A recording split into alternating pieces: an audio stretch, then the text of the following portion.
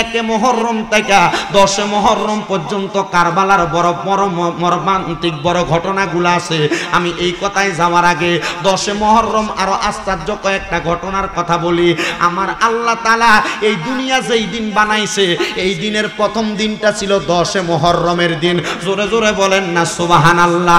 শুধু 10 মুহররমের দিন না, নূহ নবীরে আমার আল্লাহ প্লাবন থেকে যেই দিন উদ্ধার করছেন ওই দিনটা ছিল 10 মুহররমের দিন। আমার আল্লাহ তাআলা এই দুনিয়ারে কিয়ামত করে যেদিন ধ্বংস করে দিব এই দিনটা হবে আশুরার দিন, 10 মুহররমের দিন। যেই দিনটা আগামী কালকে দিনের বেলা আল্লাহর নবীর একটা হাদিস আমি মেশকাতুল মাসাবির মধ্যে পড়লাম। নবী আমার কয় আশুরার দিন 10 মুহররমের দিন দুনিয়ার জমিনে কোনো মানুষ যদি তার এলাকার মধ্যে অথবা এলাকার বাহিরের কোনো মানুষকে নিয়ে এই দিনে কোনো ভালো ভালো খানা খায় আমার আল্লাহ তারা সারা বছর ভালো ভালো খাবারের ব্যবস্থা করে দেয়। জবানটা খুলে জোরে জোরে কন্যা সুবহানাল্লাহ। ভাইও গভীর মনোযোগ দিয়া শুনবেন। 10 মুহররম সুয়াদে কারবালার বয়ান যেহেতু আমি করব, এই বয়ানটা করার আগে ইমামে আলী মাকাম ইমাম হুসাইন পাক রাদিয়াল্লাহু তাআলা আনহু ওনার ব্যাপারে একটু শান ও মান আজমতের বর্ণনা করি, তারপরে আলোচনার ধারাবাহিকতায় যাই। হযরতে ইমামে আলী মাকাম ইমাম হুসাইন রাদিয়াল্লাহু তাআলা আনহুর ব্যাপারে আমার দয়াল নবী কি ঘোষণা করে শুনে নেন। আমার নবী কয় হযরতে ইমাম হাসান এবং ইমাম হুসাইন রাদিয়াল্লাহু তাআলা আনহুমা তারা দুইজন হইল আমি নবীর দহিত্র, তারা দুইজন হইল আমি নবীর দেহ মুবারকের একটা অংশ। ইয়া রাসূলুল্লাহ, ইয়া হাবিবাল্লাহ, নবী গো আপনি তাদেরকে আপনার দেহ মুবারকের অংশ দহিত্র কেন বানাইলেন? আমার নবী কয় আমার হাসান হুসাইনের মাধ্যমে আমি নবীর লক্ষ লক্ষ কোটি কোটি গুনাহগার উম্মত নাজাত পাইব। এই জন্য আমি আল্লাহ তাআলার পেয়ারা হাবিব মুহাম্মদ মুস্তাফা আহমদ মুস্তাফা সাল্লাল্লাহু আলাইহি ওয়াসাল্লাম এই দুইটারে আমি নবীর দহিত্র দেহের অংশ ঘোষণা করলাম। আমার নবী ঘোষণা করে তোমরা যদি আমি নবীর সাদৃশ্য কাউকে দেখতে চাও আমার ইমাম হাসানের মাথার তালু থেকে হযরত ইমাম হাসানের নাভি পর্যন্ত তাকাও, দেখতে হুবহু আমি দয়াল নবী রহমাতুল্লিল আলামিন নবীরে দেখলে যেই মজা পাইতা সেই সাদরা পাইবা। হযরত ইমাম হুসাইন রাদিয়াল্লাহু তাআলা ওনার দিকে তাকাইবা, ওনারে দেখলে যেই সাদরা পাইবা আমি নবীরে দেখলে সেই সাদরা পাইবা। নবী গো এদের এত কেন সম্মান, এদের এত কেন দাম? আমার নবী কয় এরা তো দুনিয়ার কোনো মা বাবার সন্তানের মতো না। আমার হাসান হুসাইন হইল আমি নবীর কন্যা আল ফাতেমাতু সাইয়্যিদাতুন নিসাই আহলিল জান্নাহ, হযরতে মা ফাতেমাতু জোহরা রাদিয়াল্লাহু তাআলা আনহার সন্তান। এই হযরতে ইমাম হাসান হুসাইন রাদিয়াল্লাহু তাআলা আনহু দুনিয়ার জমিনে আগমন করছে একমাত্র আমি নবীর কলিজার টুকরা হযরত ফাতেমার গর্ভ থেকে।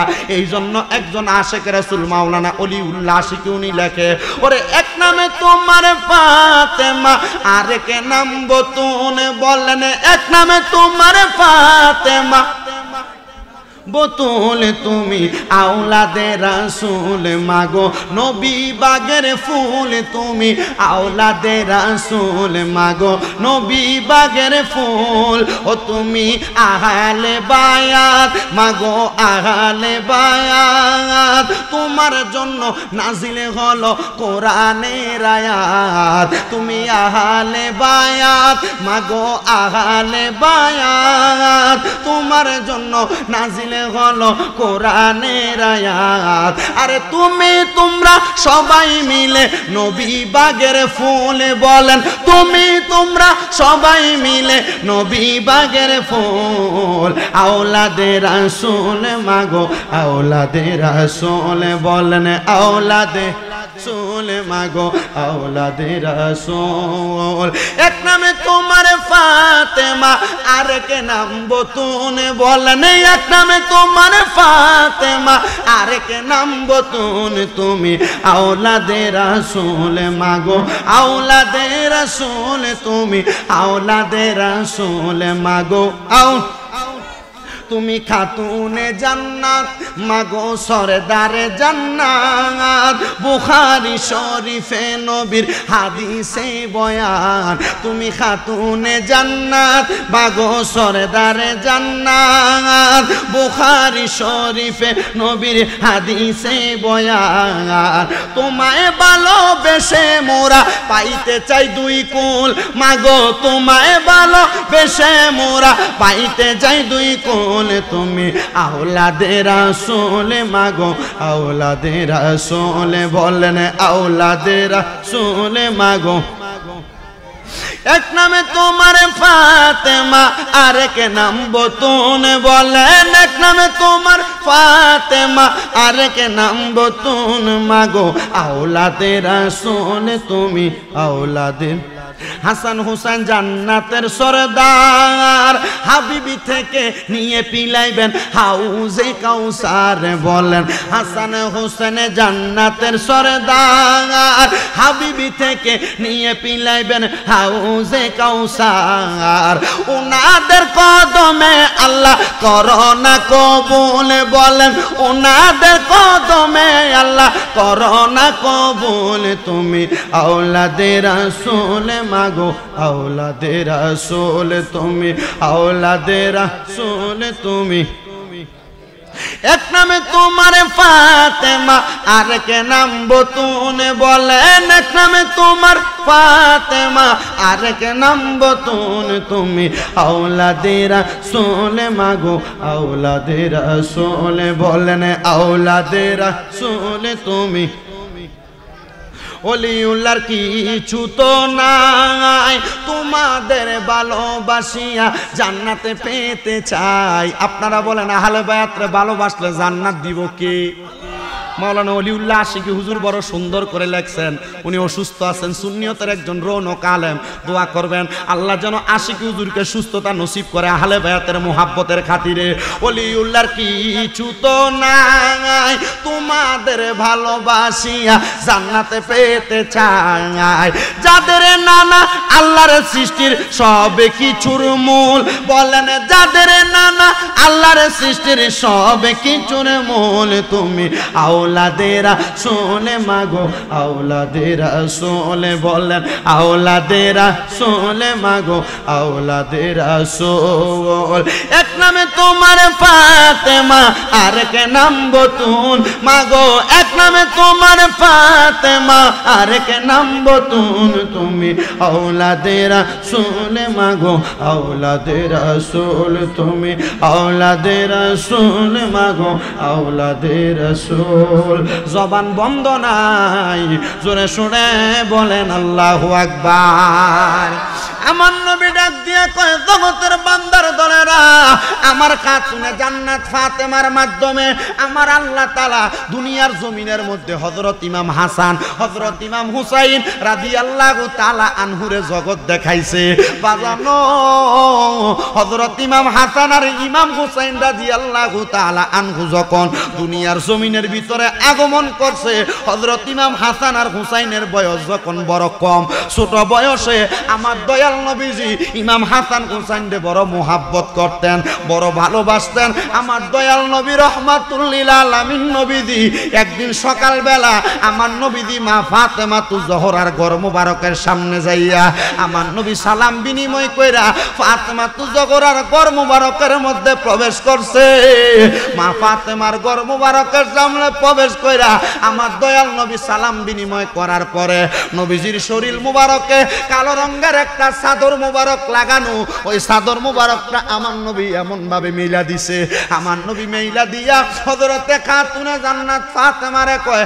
ফাতেমা তুমি আমার চাদর মুবারকের নিচে প্রবেশ করো এবার আমার নবীজি ডাক দিয়া কয় ফাতেমা যেই মৌলা আলী বেলায়েতের সম্রাট বেলায়েতের বাদশা আমি যে আলীকে ভালোবাসি আমার হযরতে আলী কোথায় হযরতে আলী কোথায় বলতে দেরি হযরতে মৌলা আলী বেলায়েতের সম্রাট সামনে আগমন করলেন আমার নবী ডাক দিয়া কয় আলী ও তুমি আমার চাদরের নিচে প্রবেশ করো মাঝখানে আমার দয়াল নবী ডাইনে হযরতে মা ফাতেমারে ঢুকাইয়া বাম দিকে হযরতে মৌলা আলীরে ঢুকাইয়া আমার নবীজি নবীর কলিজার টুকরা দুই নাতি কথা জিজ্ঞাসা করে নবী আমার ডাক দিয়া কয় ফাতেমা রে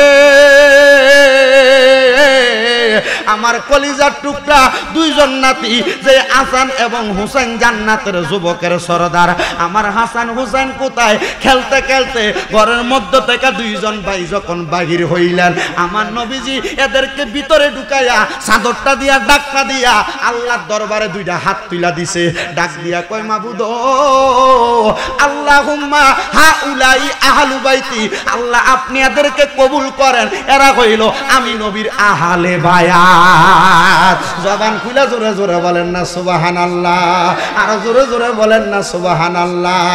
আমার দয়াল নবী যখন আল্লাহর দরবারে হাতটা তুলা দিছে, আমার নবী দোয়া করে আল্লাহুম্মা হাউলাই আহলু বাইতি, আল্লাহ কবুল করেন এরা আমার আহলে বায়াত। এমন টাইমে আমার নবীর একজন স্ত্রী আইসা নবীর চাদর মোবারক করে এমন ভাবে তোলা দিয়া ওই চাদরের নিচে যখন প্রবেশ করবে, আমার দয়াল নবী রহমাতুল্লিল আলামিন নবীজি ওই চাদর মোবারকটার মধ্যে যখন নবীজির স্ত্রী প্রবেশ করবে, আমার নবীর স্ত্রীকে আমার নবী কয় তুমি তোমার জায়গায় সম্মানিত, আমি আমার আহলে বায়াতের জায়গায় সম্মানিত। নবী আমার এই কথাটা বইলা বুঝাইলেন আল্লাহ আপনি এদেরকে পবিত্র করেন। আমার আল্লাহ সাথে সাথে জিব্রাইলে ডাক দিয়া কই জিব্রাইল আমার বন্ধু যেহেতু বন্ধুর আহলে বায়াতের জন্য দোয়া চাইছে, যাও যাও আমার বন্ধুরে আয়াত ঘোষণা কইরা দাও। আমার আল্লাহ কয় ইন্নামা ইউরিদুল্লাহু লিইউযহিবা আনকুমুর রিজসা আহলাল বাইতি ওয়া ইউতাহহিরাকুম তাতহীরা। জবানটা খুইলা জোরে জোরে বলেন সুবহানাল্লাহ। আপনাদের কাছে জানতে চাই আমার আল্লাহ কোরআনে যা কয় কথাগুলা সত্য নাকি?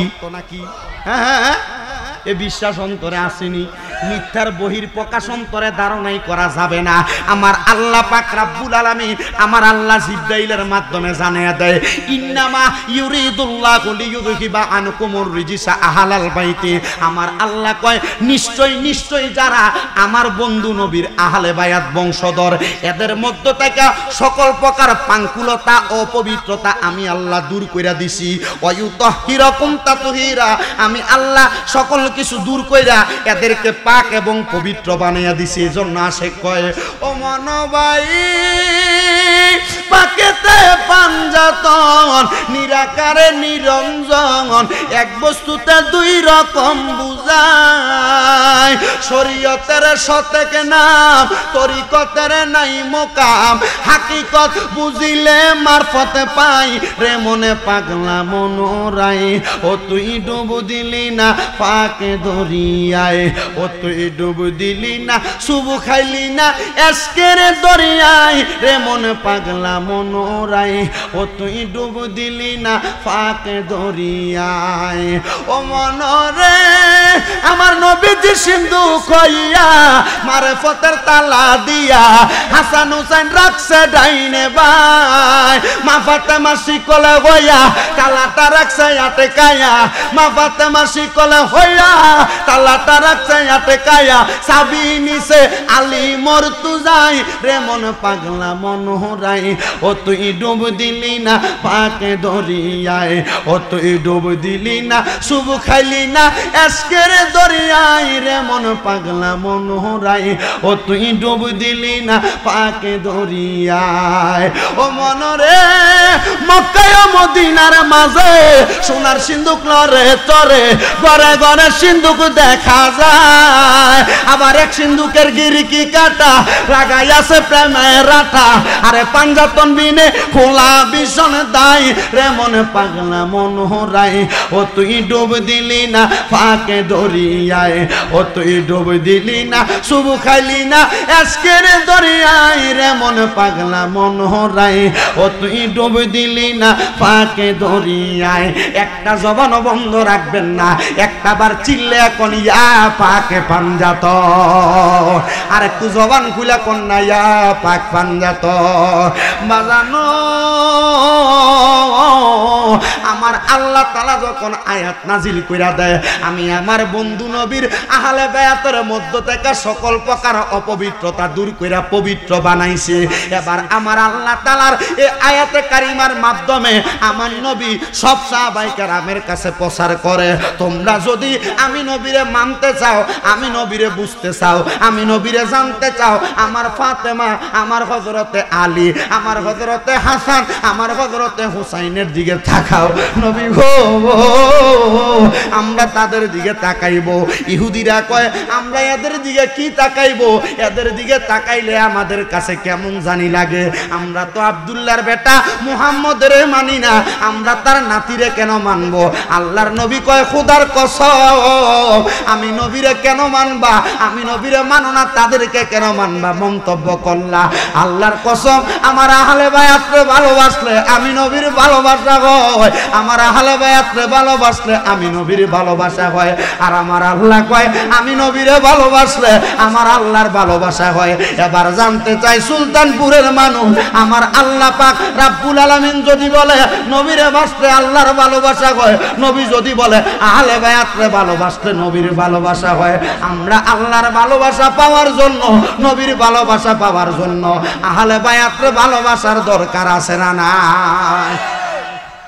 গভীর মনোযোগ দিবেন। আমার দয়াল নবী রহমাতুল্লিল আলামিন নবীরে ইহুদিরা চ্যালেঞ্জ করে। কি চ্যালেঞ্জ? ইয়া রাসূলুল্লাহ, হে মুহাম্মদ সাল্লাল্লাহু আলাইহি সাল্লাম, আপনি যে বলেন আপনার আহলে বায়াতের এত সম্মান এত মর্যাদা, ঠিক আছে, আপনি একটা কাজ করেন, আমরা আমাদের সন্তানদেরকে ডাকি, আপনি আপনার সন্তানদেরকে ডাকেন।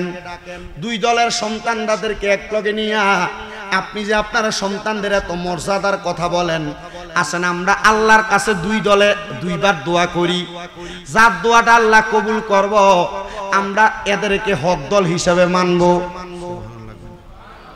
এত আস্তে সুবহানাল্লাহ কইতেছেন আপনারা, আপনাদের গরম লাগতেছে না? যদি গরম লাগে কিছু করার নাই, আহলে বায়াতের মহব্বত আজকের মাহফিলে বৈশা যান। আমরা ময়দানে মাশরে আল্লাহর কাছে বলবো আল্লাহ গরম এটা সবাই সহ্য করছে, তবে আমরা দুনিয়ার মানুষের মতো রাস্তাঘাটে ছটফড়ি দোকান ফুচকা দোকানে বৈশা নষ্ট করছি না। আল্লাহ আমরা আপনার বন্ধু নবীর আহলে বায়াতের মাহফিলে বসছি। আল্লাহ আপনি নবীর আপনার পেয়ারা হাবিবের সোহাদাই কেরামের স্মরণের মাহফিলে বসছি। আল্লাহ আমরা তো আপনি জাহান্নামে দিবেন। আল্লাহ এদের ভালোবাসার কারণে কি একটু নাজাত পাই না? আল্লাহ কইবো বান্দা আমার নবী যাদেরকে ভালোবাসছে তোমরা তাদেরকে ভালোবাসছো। নবী কইছে তারারে ভালোবাসছো তোমরা। নূহ নবীর নৌকাতে উঠা নূহ নবীর উম্মত যেমনে মাপ পাইছে তোমরা এমন মাপ পাইবা। আল্লাহ আমরা এমন মাপ পাইতাম চাই। আপনারা কোন আল্লাহ চাইলে আমরা মাফ করতে পারেনি? তো গরম অসুবিধা নাই তো, অসুবিধা নাই তো, একটু দুরূদ শরীফ পড়েন আল্লাহুম্মা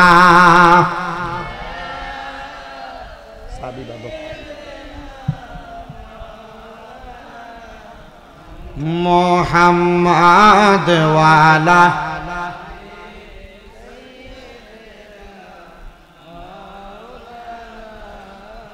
মুহাম্মাদ আল্লাহুম্মা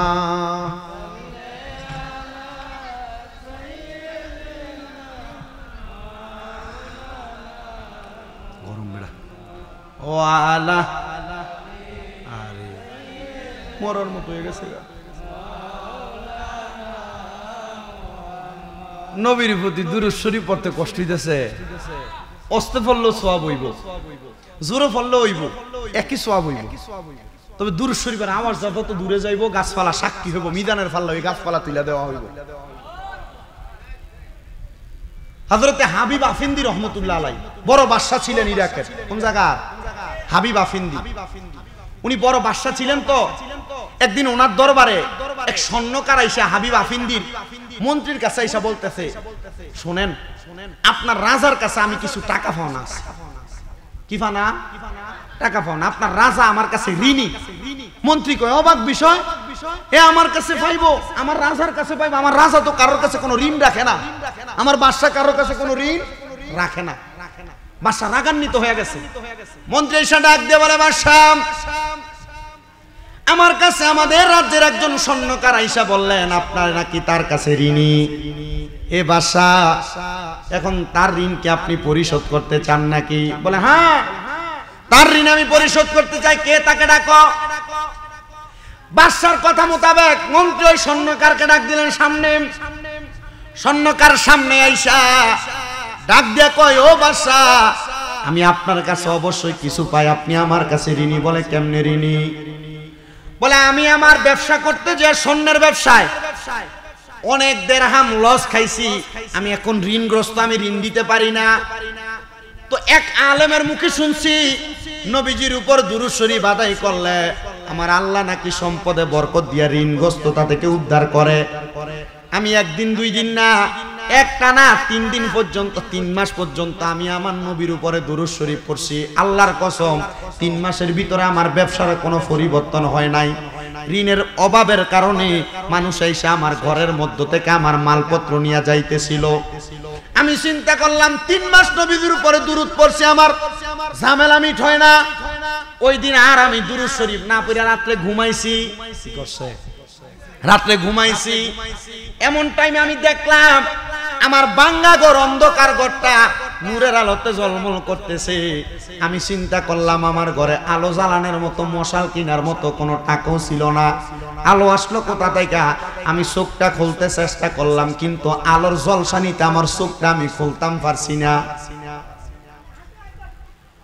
এবার আমি আওয়াজ দিয়ে জিজ্ঞাসা করলাম, কে রে? কে আমার ঘরের মধ্যে? আমার ঘরে এমনি কেন নূরের আলোতে ঝলমল করে? হঠাৎ করে আমার আওয়াজ দেয়, কিরে পাগলা, 3 মাস দুরূদ শরীফ পড়লা, আজকে কি আমার উপরে দুরূদ পড়তে তোমার মনটা চায় না? আরো জবানটা খুলে কন্যা সুবহানাল্লাহ।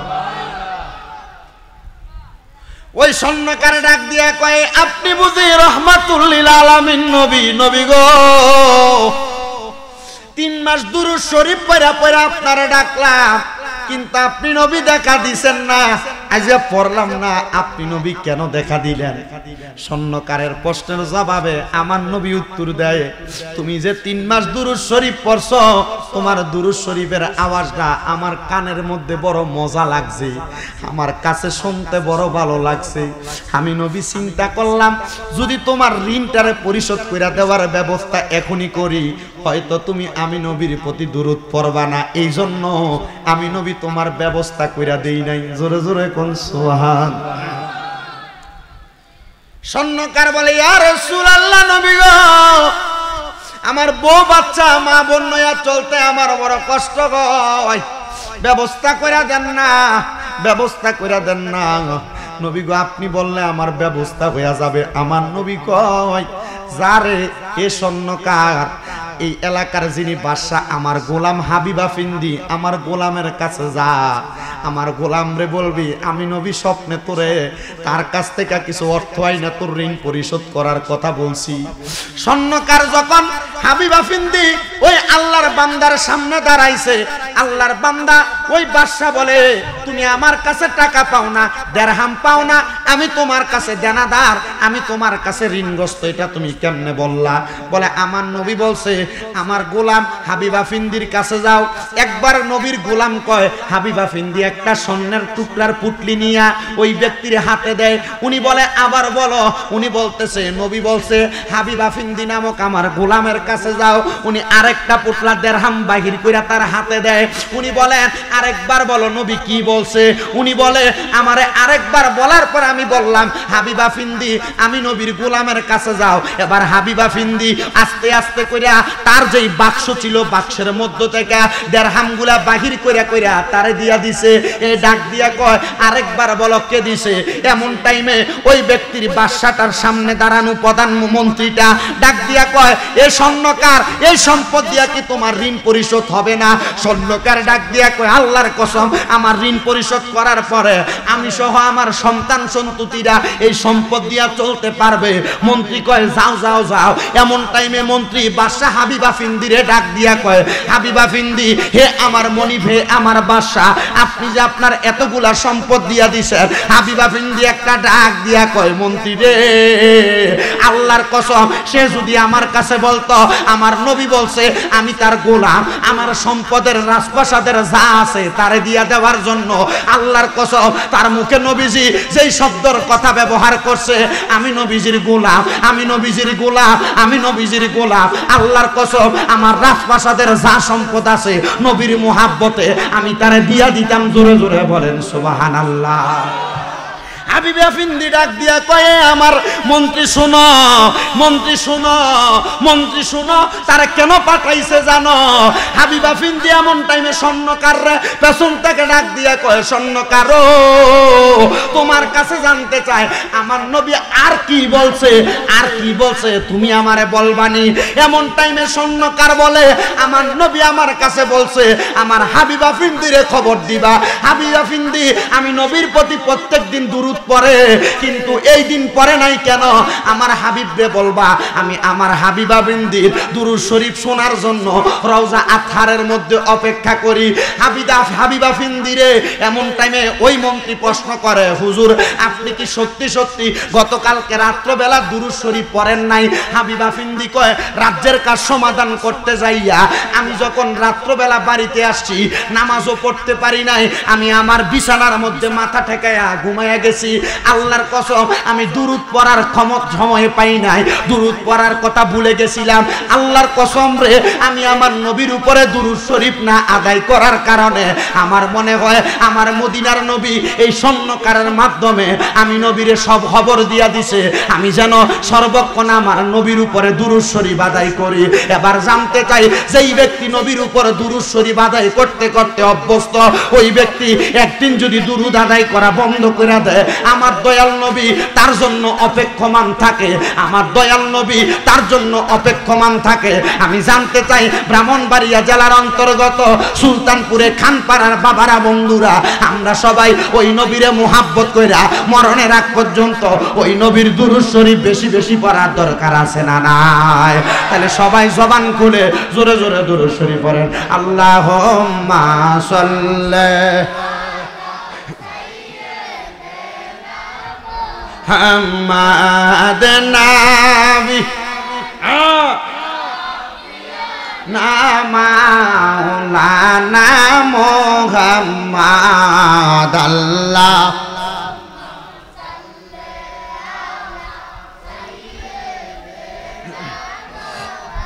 মাগাদ নাবি।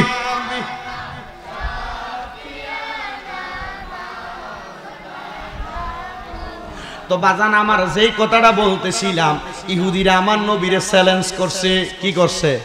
চ্যালেঞ্জ করছে হে মুহাম্মাদুর রাসূলুল্লাহ আপনি আপনার সন্তানদেরকে আপনার আহালদেরকে নিয়ে আসবেন, আপনিও আল্লাহর কাছে দোয়া করবেন, আমরা ইহুদি জাতি বনি ইসরাইল জাতি দোয়া করব, আল্লাহ যার দোয়া কবুল করবে আমরা মনে করব তারাই হক জাতি, তারাই সত্য জাতি। জোরে জোরে কোন সুবহানাল্লাহ।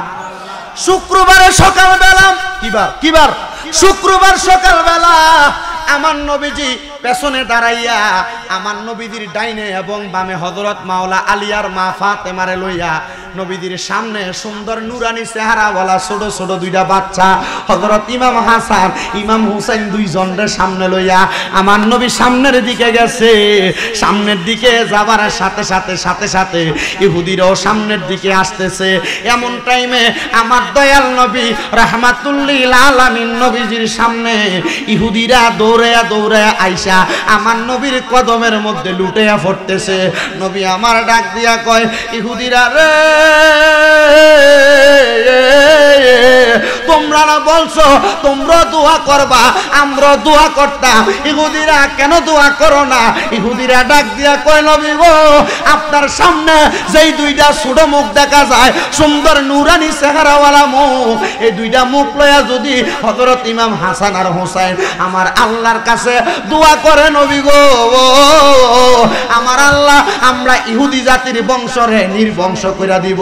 নবী গো আমি এই মুহূর্তে আপনি নবীর সামনে আপনার আহলে বায়াতের ভালোবাসা প্রকাশ করলাম। ইয়া রাসূলুল্লাহ ইয়া হাবিবাল্লাহ নবী গো এই মুহূর্তে আপনার আহলে বায়াতের সাক্ষী রাইখা আমি যে ইহুদির দলদেরকে একসাথে 350 ইহুদিদেরকে মুসলমান বানিয়ে দেয় আমার দয়াল নবীর সামনে হযরতে মাওলা আলী মুশকিল কুশার বড় সন্তান হযরতে ইমাম হাসান রাদিয়াল্লাহু তাআলা আনহুর সামনে হযরতে ইমাম হুসাইন রাদিয়াল্লাহু তাআলা আনহু 350 ইহুদিরে একসাথে মুসলমান বানিয়ে দিছে আর পড়াইছে লা ইলাহা ইল্লাল্লাহ মুহাম্মাদুর রাসূলুল্লাহ সাল্লাল্লাহু আলাইহি ওয়াসাল্লাম। জোরে জোরে বলেন সুবহানাল্লাহ। আপনি পাঞ্জা তনে গো নবীজি আপনি পাঞ্জা তন ও গো নবীজি আপনি পাঞ্জা তন বলেন আপনি পাঞ্জা তন গো আপনি পাঞ্জা তন ও গো নবীজি আপনি পাঞ্জা তন। হযরত আলী মা ফাতেমা হযরত মা ফাতেমা হাসান হুসাইন ও গো নবীজি আপনি পাঞ্জাতন। হায়রে হাসান শহীদ জহরেতে হুসেন কারবালায় হায়রে জান্নাতের সরদার গো তারা জান্নাত দার গো তারা মা ফাতেমার তন ও গো নবীজি আপনি পাঞ্জাতন বলেন আপনি পাঞ্জাতন গো নবীজি আপনি পাঞ্জাতন ও গো নবীজি আপনি।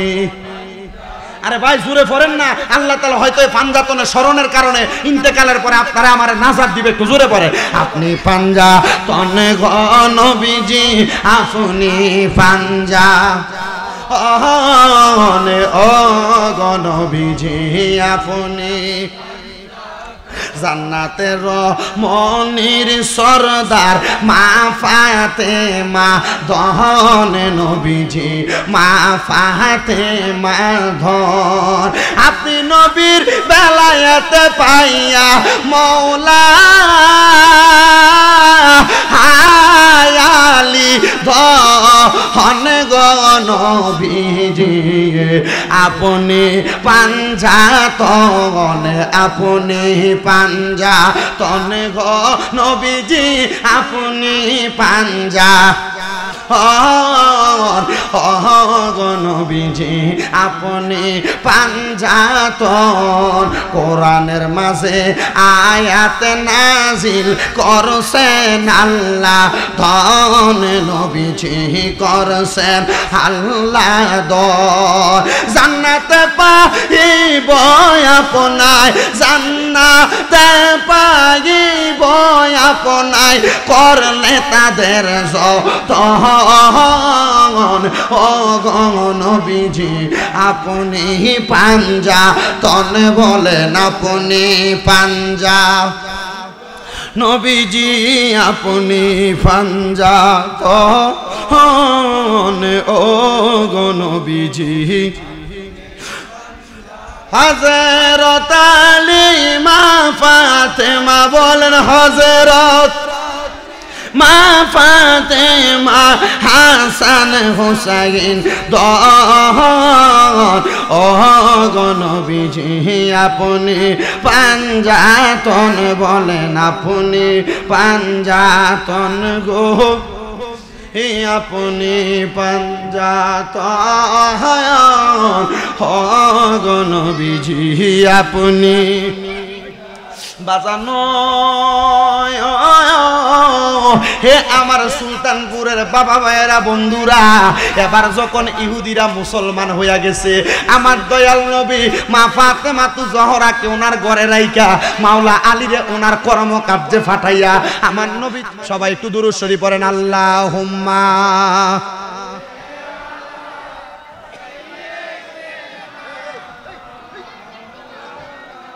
জোরে জোরে ও আলা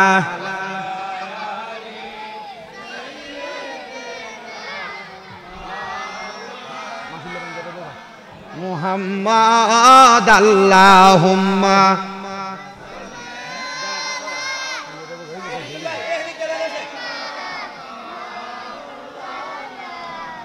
মুহাম্মাদ ওয়ালা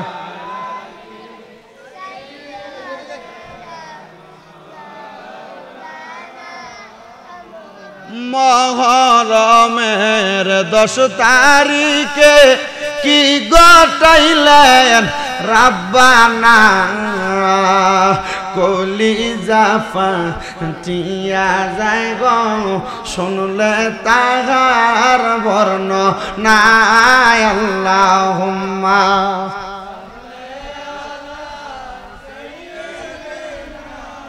মা মুহাম্মাদ ওয়ালা